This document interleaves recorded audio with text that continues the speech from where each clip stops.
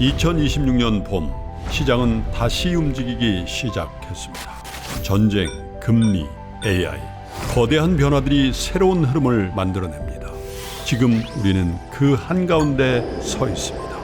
이 흐름은 어디로 향할 것인가, 그리고 누가 먼저 읽어낼 것인가. 시장의 미래를 남들보다 먼저 만나는 단 하루. 이선엽의 스윙당하지 않고 승리하는 필승 투자 전략, 박병창의 변동성장에서 수익을 내는 막강 포트폴리오, 여주사 빈센트가 제시하는 주도주 투자 전략, 김장렬의 AI 반도체 핵심 공략주, 장훈준의 2분기 성공 투자 전략, 이권희의 지금 꼭 사야 될 주식 아이디어, 그리고 저 김프로의 마켓 인사이트와 친절한 해설까지. 요동치는 장에서 살아남기 위해 지금 꼭 들어야 될 주식 투자 전략. 지금 여러분께 가장 필요한 모든 주식 투자의 노하우와 인사이트가 단 하루만 여러분께 공개됩니다. 그리고 어디서도 가질 수 없는 단 한 번의 기회, 최고 전문가들과의 1:1 멘토링까지. 2026년 4월 18일 세종대학교 대양홀. 지금 바로 이 선택이 여러분이 자산가가 되는 첫걸음이 될 것입니다. 한정된 좌석을 지금 바로 선착순으로 모십니다. 영상 하단의 링크를 클릭하세요. 국내 증시 이야기를 좀 넘어가 보도록 하겠습니다. 국내 증시 지금 상황 잠깐 짚자면 그렇죠. 코스피가 1.87% 하락으로 낙폭을 조금 줄이고 있고요. 네. 코스닥도 2.16%로 낙폭 조금 줄입니다. 3,000당 제약이 하한가까지 딱 갔다가 지금 낙폭 조금 줄이면서도 그래도 급락이긴 한데 오늘 아무래도 좀 이슈와 함께 셀온이 좀 강하게 나타나고 있죠. 네. 26%대 여전히 급락은 이어지고 있는 상황입니다. 저희가 일희일비 하고 싶진 않은데 댓글창이 이미 조금 밝아지신 느낌이 좀 여러분, 나요. 웃음도 많아지시고. 지금 하락이에요, 하락 아직. 네. 자, 그러면 김동훈 대리님과 좀 자세한 이야기를 좀 풀어보도록 하겠습니다. 대리님, 외국인이 너무 팔지 않아요? 아, 팔아도 수급 너무 문제입니다. 심해요. 맞습니다. 네. 일단은 제가 그래서 장표를 일단은 두 번째 장표를 하나 가져왔는데 네. 오른쪽 장표 한번 봐주시면은 이게 이제 연초 대비해서 와. 외국인들 누적 순매수거든요. 그냥 뭐 우리나라에서 전쟁 난 것처럼 그냥 집어 셀 던지네요. 코리아라고 지금 그러니까요. 봐주시면 네. 되고, 그게 사실 가장 큰 게 사실은 이 환율 이슈 그쵸. 때문입니다. 이 외국인도 결국에는 돈을 벌려고 투자를 하는 건데 결국에는 환율이 이렇게 올라버리면 환차손을 걱정할 수밖에 없거든요. 사실 원화가 다른 화폐에 비해서 가치가 이렇게 떨어져 버리면 사실 다른 글로벌 주식시장 대비해서 지수 자체는 오르지만 결국 환율이 오르면 또 똔똔이 돼버리는 상황이라서 네. 외국인이 사실은 함부로 지금 매수는 못하고 있는 상황인 것 같습니다. 지금 상황 속에서 그 외국인의 이 매도를 개인들이 다 받고 있잖아요. 맞습니다. 괜찮아요? 일단은 네 말씀을 좀 드리면은 네. 사실 오늘 그리고 어제 일단 급락은 사실 주말 사이에 디램 가격이 좀 하락했다. 저 그 문제의 네. 스팟 가격 어. 저거 어떻게 각도가 보니까 조금 안 좋긴 하네요. 네, 조금 이제 내려왔다. 그게 이제 이번 주말 사이에 조금 더 이제 하락세가 좀 컸거든요. 각도가. 네. 그래서 일단은 증시가 일단 약세를 보인 건데 우리나라 증시가 이렇게까지 흔들리는 이유가 사실은 코스피 지수 내에서 삼성전자랑 SK 하이닉스가 차지하는 비중이 이렇게 높아져서입니다. 그렇죠. 사실 이렇게까지 높은 적은 없거든요. 이게 이제 제가 최고점인 거를 가지고 온 건데 지금 네. 비중이 최고점일 때 40%가 넘었다는 거죠. 42%가 두 기업을 합쳤는데. 네, 아, 맞습니다. 예. 지금은 아마 한 39% 정도 될 거예요. 시총이 좀 많이 떨어져서 그럴 텐데 이게 이제 글로벌 주식 시장에서 우리나라랑 비슷한 시장이 대만입니다. 대만 그쵸. TSMC 반도체. 네. 가지고 있는 이제 대만이고 대만 같은 경우에는 대만 지수에서 차지하는 게 이제 TSMC가 40 초반 정도 됩니다. 그러니까 우리나라가 꽤나 비슷한 모양을 가지고 있고 반도체가 이렇게 흔들릴 때 지수가 흔들리는 모양을 지금 우리나라가 좀 보이고 있다라는 네. 현황 설명을 먼저 좀 간단하게 드리고 그대로 이제 말씀을 드리면은 그러면 이제 제가 그렇게 제목을 가져왔습니다. 삼성전자, 그럼 이제 하이닉스. 전자랑 하이닉스는 팔아야 되냐? 어. 이제 그럼 사서 안 되는 것이냐? 아니죠. 저는 결론 내렸네요. 지금 안 어제 돼. 맹거가 끝나면 맞습니다. 안 돼요, 네, 저는. 안 되지. 네.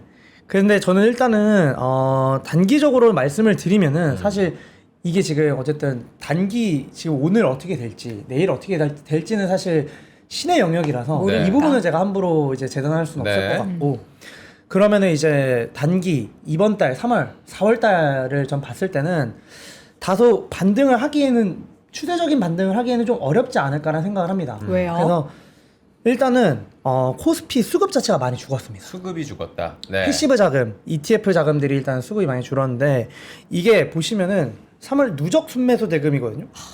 많이 이게 보면은 제가 한 주체만 가지고 온 게 아니라 개인, 외국인, 기관 매수 순매수 대금을 다 더해본 네. 금액인데 3월 달까지는 다들 가지하였습니다. 풀 매수 상태였는데 지금 사실은 매도로 조금 보고 있는 상황인 것 같아요. 전쟁 때문인가요? 아니면 유가 불안이랑 매크로 이슈가 가장 크겠죠. 아무래도. 네. 왜냐면 삼성전자랑 하이닉스의 펀더멘탈 자체는 크게 달라진 게 없기 때문에 맞아요. 사실은 매크로 이슈가 가장 크다. 그러면 굳이 이런 대세를 거스르면서 저가 매수를 함부로 하기에는 사실 좀 무리가 있습니다.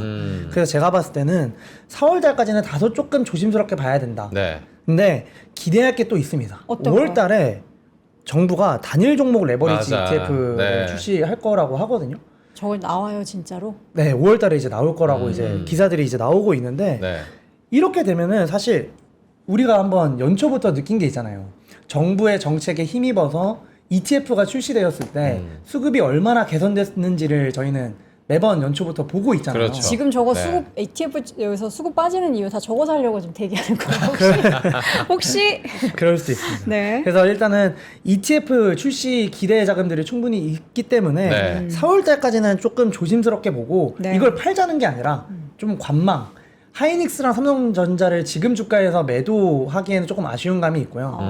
제가 봤을 때는 단일 종목 레버리지 출시를 기대하면서 4월 달은 반도체 쪽을 일단은 좀 관망을 하자라는 말씀을 드리고 펀더멘탈 장표를 제가 만들어 온 김에 이제 설명을 드리면은 사실 올해 연간 영업이익 전망치는 여전히 유효합니다. 네. 이게 이제 작년 연간 영업이익 전망치고 네. 이미 4배씩 전망은 다 하고 있고 주가는 지금 떨어져서 그 반영치를 지금 반영을 다 못하고 있는 상황이거든요.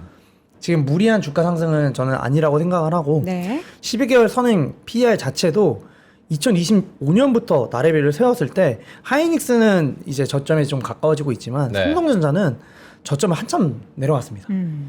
이제 12개월 선행 PER 같은 경우에는 내려갈수록 이제 저평가라는 뜻이거든요. 그렇죠. 잘 네. 모르시는 분들을 위해서 말씀을 드리면은 그래서 일단은 저가에 머무르고 있는 상황에서는 물론 부담 없는 매수 기회기는 합니다만 매크로 이슈가 여전히 이제 사그라들지 않았기 때문에 네. 4월 달까지는 조금 관망을 하자라는 입장을 좀 말씀을 드리려고 합니다. 4월 달까지는 좀 관망을 하자. 근데 PR 이제 저 그래프로만 봤을 때는 이제 개인적으로 해석을 할 때는 그러면 삼성전자가 조금 더 네. 평가적으로는 매력이 있는 구간 아닌가라고 보시는 분들도 계실 것 같은데 저는 이제 어제 마이크론 얘기를 하신 분들이 굉장히 많았어요. 마이크론이 이제 가격이 뚝뚝 떨어지다 보니까 아마 오늘 우리 시장의 반도체 투톱도 따라간다고 하면은 그 정도의 영향을 받을 수 있겠구나 이렇게 대기를 좀 준비를 하고 계신 분들도 계셨을 것 같은데 저는 지금 주가는 빠지는데 계속해서 전망치 영업이익 전망치는 또 올라가고 있는 레포트들이 많이 나오잖아요. 그래서 네. 이게 펀더멘털적으로 문제는 없다 이렇게 판단하신 분들도 계실 것 같거든요. 어떻게 보고 계세요, 대리님? 네, 맞습니다. 사실 마이크론이 실적 발표를 한 날부터 사실 주가가 좀 약세를 보이고 있거든요. 네. 사실 실적 제가 컨퍼런스 이런 걸 다 봤는데 사실 마이크론 실적 되게 잘 나왔어요. 왜냐면 매출 총이익 성장률이 일단 70%를 넘은 상태에서 이게 약간 시장에서는 한 번 더 건너서 미국 이제 시장에서 이제 예상을 한 것 같은 게 이 이상 오를 수가 없다. 네. 이제 이거보다 개선될 수 없다라는 피크를 찍었다라는 심리 때문에 좀 마이크론이 하락을 했다고 저는 생각을 하거든요.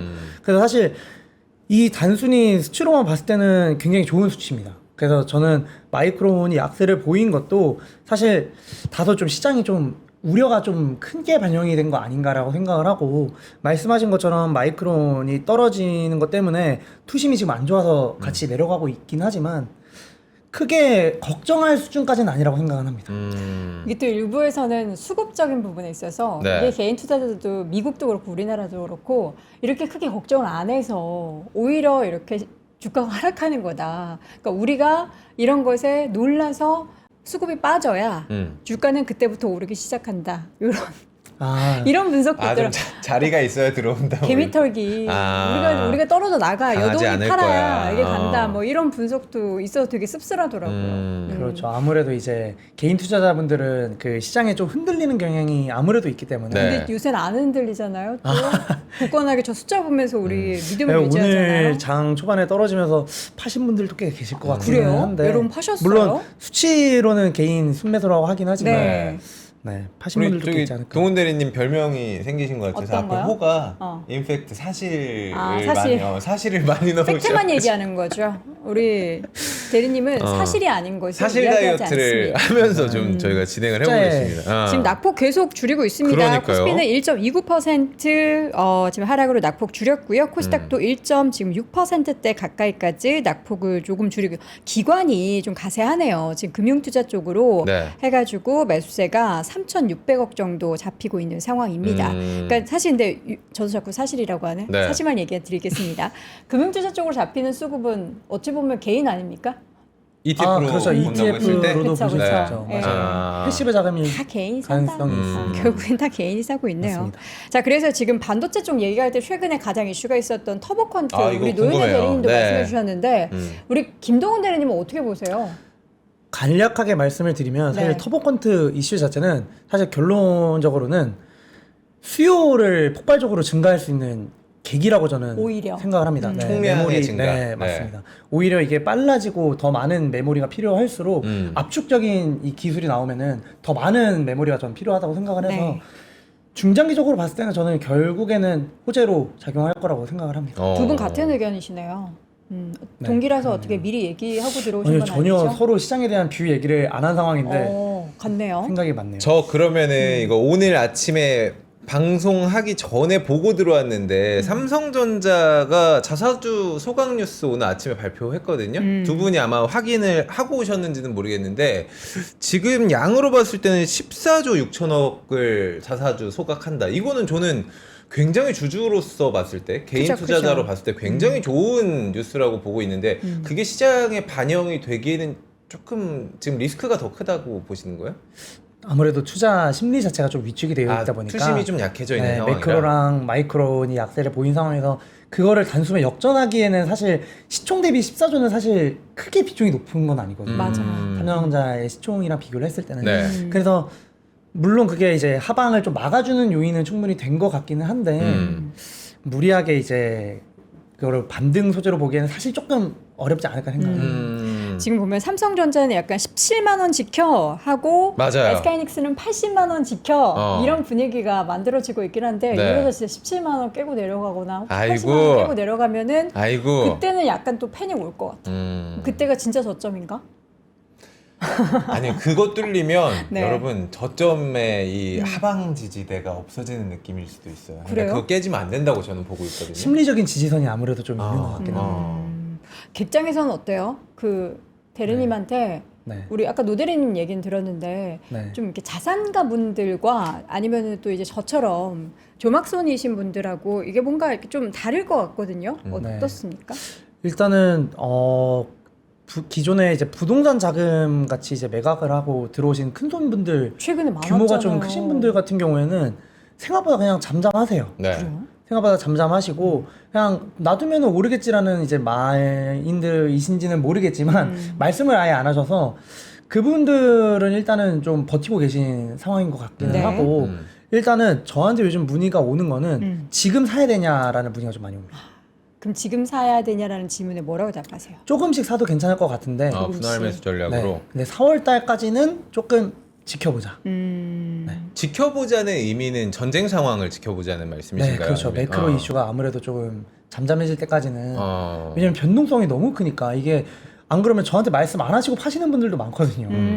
그런 분들 같은 경우에는 이제 조금 좀 아쉬운 상황 타이밍에서 매도를 하시는 분들이 있으셔서 그러니까 그런 이거는 분들한테- 저의 희망사항일 수 있지만 삼성전자의 숫자가 진짜 찍히는 거 보면은 서프라이즈가 다들 예상하고 있지 않습니까? 1분기 실적 시즌에. 근데 1분기 실적이 발표될 때 리스크, 중동 리스크는 끝나지 않을 가능성이 좀 높다고 생각을 하거든요. 정리가 되지 않았을 때. 그러면 시장은 어떻게 반응할 것인가? 그때도 투심이 약해가지고 숫자를 보는데도 투자를 망설일 것인가? 저 어떻게 보세요? 저는 궁금해서 굉장히. 그래서 저는 이제 말씀하신 대로 4분기 실적이 좋을 거는 사실 시장이 다 알고 있는 상황이잖아요. 이미 알고 있는 상황이고. 그래서 제가 이제 4월 달을 무리해서 이제 따라 사지 말자고 하는 이유가 그래요. 사실 주식시장에서 명언 중에 하나가 이제 시장이 다 아는 호재는 또 호재가 아니다라는 이슈가 있잖아요. 그죠, 우리 실적 좋을 거 다 아는데. 네. 그런 상황에서 지금 무리해서 사는 것보다는 네. 4월 달까지는 조금 조심스럽게 보는 게 저는 4월 달까지. 그 뷰도 두 분이 비슷하시네요. 현금 보유하자는 네, 네, 입장도 네. 저는 어느 정도 좀 동의를 하고 있는 네. 상황이고. 그럼 저희가 이제 반도체 투톱을 얘기했으니까 코스닥 이야기를 좀 해보도록 하겠습니다. 네. 네. 코스닥 ETF 역시나 코스닥 그 액티브에 관심이 굉장히 높았었는데 또다시 정책 이야기 중에 하나가 그래 좀 더 건강하게 만들어보자. 1부와 2부로 한번 나눠보자. 이게 어떤 효과를 좀 줄 수 있을까요? 이게 이제 제가 이 장표를 일단은 코스닥을 가지고 왔던 이유가 4월 달에 이제 그러면은 뭘 사야 되느냐. 어쨌든 시장에 관심이 있으신 분들은 결국에는 그럼 지금 뭐 사야 돼가 결국에는 가장 큰 의문점이고 궁금증이거든요. 그래서 저는 코스닥을 좀 주목을 해보자라는 의미에서 이 장표를 일단 가지고 왔고, 일단 왼쪽 장표를 한번 말씀을 드리면은 2025년부터 일단은 상대 지수를 가지고 왔는데 코스닥은 코스피에 비해서 많이 못 올라왔습니다. 물론 이게 코스피는 우량 기업들, 실적이 받쳐주는 기업들이 있고 이 코스닥은 성장성 그리고 실적이 지금 안 찍히는 기업들이 많기 때문에 상대적으로 못 오르는 것도 있지만 정부 입장에서는 코스피처럼 코스닥도 좀 부양하려는 의지를 많이 보이고 있는 상황이거든요. 네. 그래서 이렇게 3월 19일 날 승강제 1, 2부를 도입을 하겠다라고 발표를 한 상황이고 그 부분을 좀 말씀을 드리려고 합니다. 이렇게 도입이 되게 되면은 일부 쪽에 있는 종목들이 더 부각이 되는 걸까요? 네. 아무래도 그 프리미엄 시장이 좀 주목을 받을 것 같아요. 네. 그래서 오늘 결론으로 말씀을 드릴 거는 퀀트적으로 좀 접근을 한번 해봤을 때. 퀀트? 저 그거 되게 어려워요. 그러니까 옛날에 퀀트 매매로 뭐 부자 되기 뭐 이런 책도 제가 읽어본 적이 있는데 이 기술적인 퀀트 어렵죠. 약간 용어 아닌가요? 네, 쉽게만 좀 데이터로 설명을 좀 해주세요. 이제 데이터를 뽑아서 이 기업들의 재무적인 데이터를 한번 나래비를 세워보고 네. 우선순위를 매겨보자라는 의미에서 일단 퀀트를 말씀을 드린 거고 제가 일단 오늘 말씀을 드릴 거는 코스닥 그럼 일부 이 프리미엄 시장이라고 하거든요. 여기에 들어갈 후보군이 그럼 어디일까를 보자는 게 오늘 제가 가져온 장표입니다. 후보군. 네. 그 일단은 정부가 일단 내세운 정책에 대해서 간략하게 말씀을 드리면은 일단은 코스닥 시장을 이렇게 세 가지로 분류를 해보겠다라는 게 정부의 의도입니다. 프리미엄, 스탠다드, 관리군이네요. 네. 일단은 프리미엄 같은 경우에는 시총 상위 그리고 실적이 잘 나오고 지배 구조도 좋고 하는 기업들을 일단은 대상으로 프리미엄으로 뽑겠다라고 말씀을 하는 거고 네. 스탠다드는 현행 코스닥 요건 기준 그대로 가겠다. 그리고 관리군 같은 경우에는 상폐 우려가 있는 기업들을 부실 기업들을 시장에서 퇴출시켜서 지수를 좀 깨끗하게 만들겠다라는 정부의 의도거든요. 네. 일단은 왼쪽 차트가 좀 핵심입니다. 오늘 장표에서 핵심인데 코스닥 150 지수를 추종하는 ETF AUM을 가지고 왔습니다. 이게 운용 금액이라고 보시면 돼요. 수급이 많이 들어오면 AUM이 올라간다라고 보시면 되는데 2025년 말부터 올해 초까지 ETF 수급 잠잠했습니다. 그렇죠. 크게 이슈가 들어올 만한 게 없었으니까. 네. 그리고 2025년 연말부터는 코스피에 다들 집중하자라는 분위기여서 네. 수급이 들어올 만한 유인이 없었습니다. 그런데 정부가 연기금 대상으로 코스닥 투자 유인책을 발표하자마자 ETF의 수급 자금이 엄청 들어왔거든요. 그리고 비슷하게 3월 10일 날에 코스닥 액티브 ETF들이 출시가 되면서 수급이 또 한 번 들어왔습니다. 그러면 저는 여기서 생각을 해볼 게 정부가 코스닥 부양 의지를 보이고 있고 네. 시장을 이렇게 세 개로 분류를 하면서 깨끗하게 만들어 보겠다라는 의지를 표명한 상황에서 1월 정도까지는 아니지만 수급이 또 다시 우상향으로 반등할 만한 계기가 되지 않을까라는 생각을 하고 있습니다. 네. 자, 저렇게 되면은 또다시 이제 코스닥으로 향하는 분들이 많을 것 같기도 하고 이번에 지금 사실 우리 엄청 기대했거든요.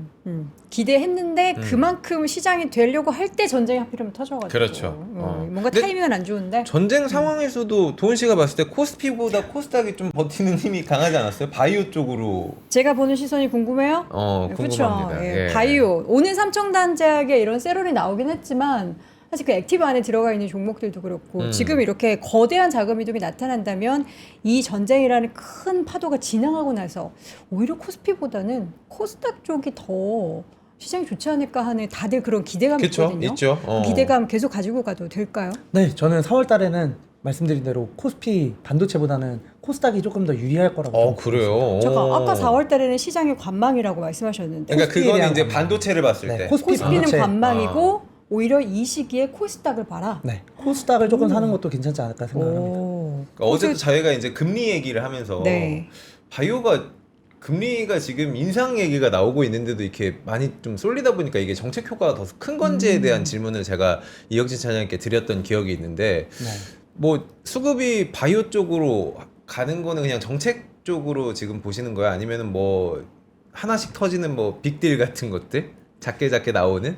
아, 저는 사실 후자가 조금 더 큰 것 같은 게. 계약건이라든지. 네, 네. 어쨌든 지금 우리나라 바이오 기업들 자체가 많이 일단 업무 환경들이 일단 개선이 되고 있는 상황이에요. 빅딜들이 많이 터지고 있는 상황이고 글로벌 빅파마들 같은 경우에는 사실 이 기술들을 처음부터 개발하기에는 R&D 비용도 많이 들어가고 그렇죠. 현금이 많이 필요하기 네. 때문에 이 우리나라 바이오 기업들을 좀 주목을 하고 있는 것 같아요. 1차 이제 임상 1상 정도 되는 이제 기술들이 이제 나왔을 때 얘네들 이거 괜찮겠네? 이러면 빅딜 말씀하신 대로 사서 가져오는 경우가 과거 대비해서 최근에 좀 많아지고 있어서 네. 그런 측면에서 봤을 때 바이오에 대한 수급이 많이 들어오고 있는 것으로 보고 있습니다. 정책적인 이슈도 있겠지만 저는 그게 좀 더 세다고 보고 투자자 있습니다. 입장에서는 그렇게만 된다면 굉장한 성장주라고 볼 수가 있는 게 바이오 섹터일 것 같은데 지금 마지막 질문이 우리 김동훈 대리님께 우리 1부와 2부 코스닥 기업 정책적으로 나눴을 때 1부 기업 중에 대리님의 탑픽이 있다면이라는 질문이 있거든요. 뭐 탑픽을 개별 종목으로 딱 꼽아주실 수는 없겠지만 어디를 좀 더 주목을 하고 계세요? 1부 기업 중에. 아, 네. 일단은 앞에 이제 뭐 케이스 스터디랑 이런 거 말씀을 드리려고 가져왔는데 일단 이거는 스킵을 하고 이 장표부터 말씀을 드리면은 일단은 이번에 금융위원회가 코스닥 일부 기업들에 대해서는 단순히 시가총액뿐만이 아니라 영업 실적 그리고 성장성을 본다라고 했습니다. 네. 사실 그렇게 얘기를 하면은 사실은 바이오를 말씀을 하셨지만 바이오가 들어가기 쉽지가 않아요. 왜냐면 그래요? 네. 바이오는 아시겠지만 전형적으로 꿈을 먹는 섹터고 과거부터 이제 실적이 찍히기가 어려운 기업들이 많은 곳이 사실 바이오고 그러다 보니까 코스닥 안에서 실적이 찍히는 섹터라고 했을 때 바이오가 끼기는 쉽지가 않습니다. 네. 그래서 일단은 그 부분은 물론 뭐 삼천당 제약, 알테오잔 이런 기업들이 시가총액이 높기 때문에 사실 시가총액도 충분히 가점을 한다고 하면 들어갈 수는 있겠지만 오늘 제가 말씀을 드리고 싶은 거는 일단은 보수적으로 봤을 때 매출이랑 영업이익이 기존에 찍히는 코스닥 기업들을 한번 보자 네. 말씀을 드리고 싶고 제가 일단은 이 기업들을 가지고 온 거는 시가총액 최소 1조 원 이상 그래도 너무 1조 원 밑에서는 다소 좀 위험한 느낌이 있고 코스닥 일부에 편입되지 않을 가능성이 있습니다. 시가총액을 기본 베이스로 깔고 간다고 했기 때문에 그래서 시가총액을 1조 원 이상으로 보고 2024년, 2025년 매출액이랑 영업이익이 모두 우상향을 했던 기업들을 네. 가지고 왔고 이 기업들이 총 16개가 일단은 추려진 상황입니다. 이게 일단 1차 필터링으로 거친 기업들이고 그러면은 이 실적 모멘텀이 양호한 기업들 중에서는 뭘 또 봐야 되느냐 한 번 네. 더 추려봤거든요. 그래서 저는 이거를 제가 제목을 이렇게 썼습니다. 실적 그리고 수급의 교집합이 기업들이 어디가 있을까? 연기금이 이게 이제 연기금이 연초부터 해서 이제 순매수한 기업들을 나래비를 세운 건데 네. 오, TCK를 제일 많이 샀어요. 네, 이 기업들이 일단은 제가 말씀드린 이 기업 내에서입니다. 여기 내에서 네, 이 교집합 16개 안에 중에서. 들어가는 게 네. 다음 장표였고요. 여기서도 16개. 순서대로 지금 연기금이 가장 많이 산 순으로 맞습니다. 정리를 해 주신 거죠? 네, 연기금이 아무래도 순매수를 했다는 거는 기업에 대한 전망이 좋다라는 의미이기 때문에 수급적으로 이 부분을 조금 저는 주목을 해봤고 동시에 3월 10일부터 이제 코스닥 액티브들이 이제 ETF들이 이제 등장을 했는데 네. 세 개가 지금 일단은 코스닥이랑 코스닥 150이 세 개가 이렇게 있거든요. 코엑트, 타임, 플러스 코스닥 이렇게 이제 하나자산운용 이렇게 세 개가 있는데 이 세 개 액티브 ETF에서 동시에 또 편입한 종목들이 뭐가 있을까? 중요하죠. 네, 봤습니다. 그래서 제가 이거를 중요하기 때문에 빨간색으로 그러면 별도로 체크를 해왔는데 ETF 수급도 엄청 또 빨아들이게 되는 연기금도 거고요. 사는데 ETF들도 많이 사둔 기업들. 아, 그러면은 이렇게 4개 기업이 일단은 나오게 되는 네. 상황입니다. 그래서 저는 이 4개 기업들을 일단은 마지막으로 장표를 일단 가지고 왔고 이 기업들을 이제 간단하게 이제 섹터만 말씀을 드리면 BHI 같은 경우에는 원전 보조기기를 만드는 기업입니다. 네. 보조기기 만드는 기업이고 TCK는 반도체 소부장 그리고 파크 시스템스는 반도체 장비 이제 검수하는 기업 네. 원자 현미경 만드는 기업이고요. 덕산 네오룩스 같은 경우에는 OLED 이제 재료에 들어가는 거를 만드는 기업인데 이 기업들 보면은 시총이 일단 3조 원 정도가 안 됩니다. 안 되는데 작년 영업이익 다 일단은 수백억씩 나오고 있는 네. 상황이고 올해 영업이익도 1,000억 넘는 기업들도 있고 작년 대비해서 영업이익 증가율 다 50% 넘습니다. 저희가 대리님 이 장표를 그대로 저희가 네. 캡처를 해가지고 다음에 나오실 때까지 공부를 철저하게 좀 해놓도록 네, 하겠습니다. 네. 아, 이거 시간이 내용- 딱 맞은 것 같아가지고 아마 여러분들이 이해는 굉장히 되셨을 것 같아요. 그 시총 그리고 영업이익 딱 한 16개 중에서도 뽑아서 한 게 지금 한 네, 4종목 맞습니다. 정도 되다 네, 보니까 아마 공부할 준비는 다 되신 것 같아서 네. 두 분 오늘 빠르게 좀 보내드리도록 하겠습니다. 두 분 감사합니다. 빠르게 고생하셨습니다. 네, 저희가 시간이 다 됐습니다. 지금 지수가 낙폭을 많이 줄였어요. 그래서 저도 지금 뭐 외신 보도나 이런 게 좀 있나 막 찾아봤는데 찾아보셨죠? 중동 관련해서는 뭐 협상이 잘 되고 있다 이런 내용은 없고 저는 이제 뉴스 중에서 충격적이었던 게 헤그세스 그 장관이 네. 전쟁 일어나기 직전에 방산주 투자 미리 해놨다고 지금 이 기사가 나가지고 아, 그런 기사가 또 그러니까 있었어요? 미국에서는 아니 우리나라 이러면 진짜 난리 나잖아요. 아이, 바로 탄핵이야 우리. 미국은 진짜 신기한 나라입니다. 코스피는 1.2%, 코스닥은 1.59%로 낙폭을 많이 줄이고 있는데 오후장에서는 부디 저 플러스 기대됩니다. 권으로 네. 돌아서서 이제 전쟁 아무리 때려도 네가 때려봐라 내가 죽나 하는 그런 시장이 되기를 바라보도록 하겠습니다. 저희는 내일 오전 10시에 다시 돌아올게요. 여러분 오늘도 고맙습니다. 고맙습니다.